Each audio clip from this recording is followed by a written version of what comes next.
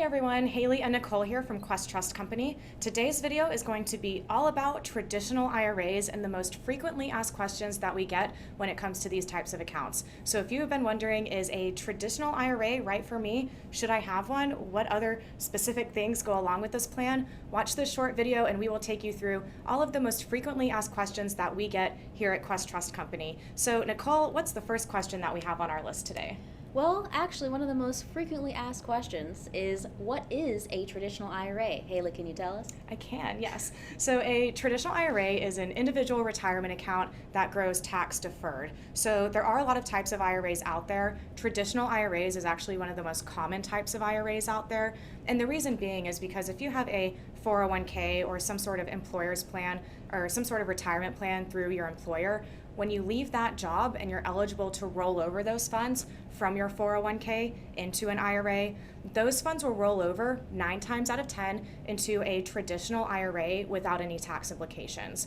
A lot of people also refer to them as rollover IRAs, but it's basically the exact same thing. And a traditional IRA is basically going to grow tax deferred. So none of your accounts or none of your investments will be taxed while they're growing from investments.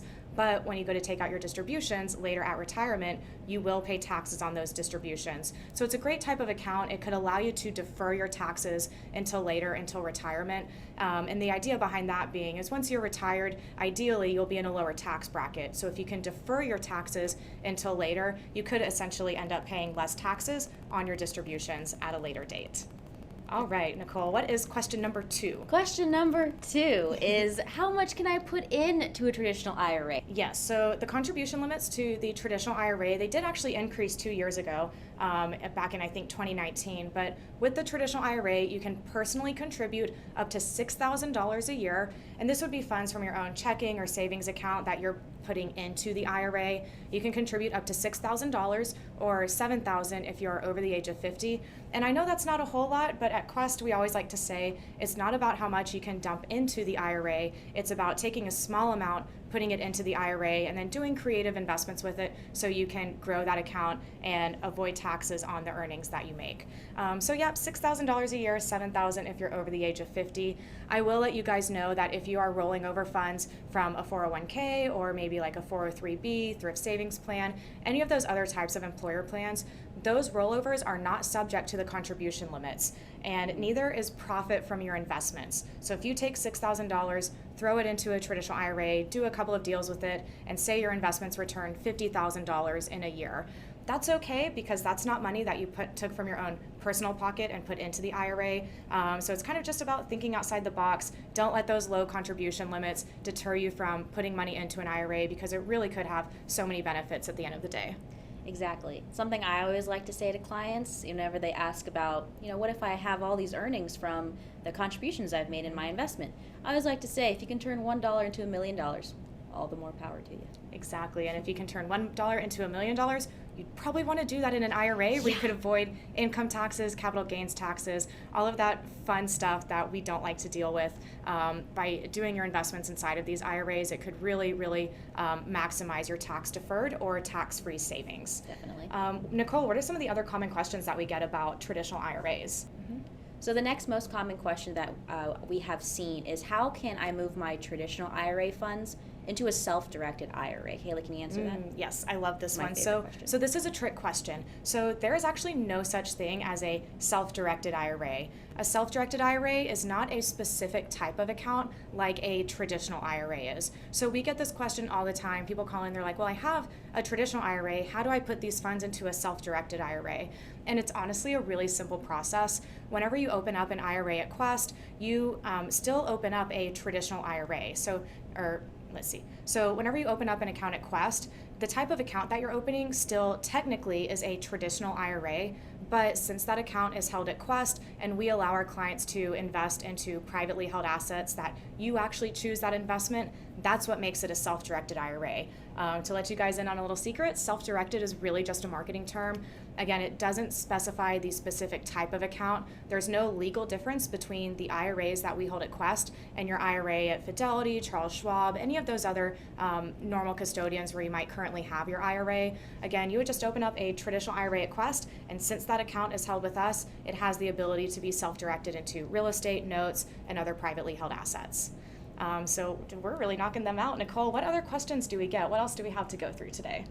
So another question that we have frequented most is, when can I access those funds in the traditional IRA? Yes, so another great question. When you're using your IRA to self-direct, invest, and grow, you can't access any of those profits until you are at retirement, which according to the IRS is age 59 and a half. So once you turn 59 and a half, you no longer have a 10% penalty on taking distributions out of your traditional IRA. But remember, since this account grows tax deferred, none of the growth is going to be taxed while it's growing from your investments. But again, when you take those distributions, once you turn 59 and a half, you will pay ordinary income taxes on the money that you take out of your traditional IRA. But once you turn 59 and a half, you no longer have that 10% penalty. You're eligible to take out those distributions at any time. I know what question you're actually about to ask next, so let's just go ahead and get there. This is actually a new law that has recently changed with the Secure Act.